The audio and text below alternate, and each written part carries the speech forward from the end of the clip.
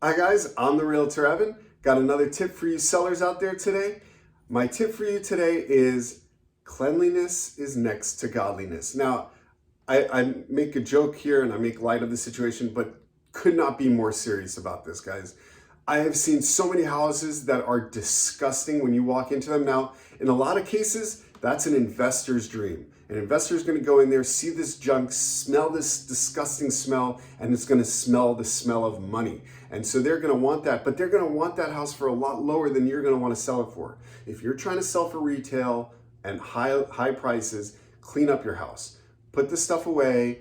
Don't just throw it in the closet like we spoke about. Make sure that there's space in the closet because people want to have closet space.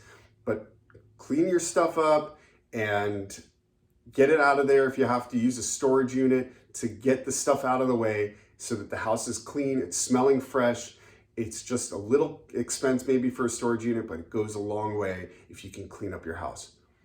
Please do that. Hope that helps. Hope you get more money for it, and I hope to see you next time. I'm the Realtor Evan. Have a good day.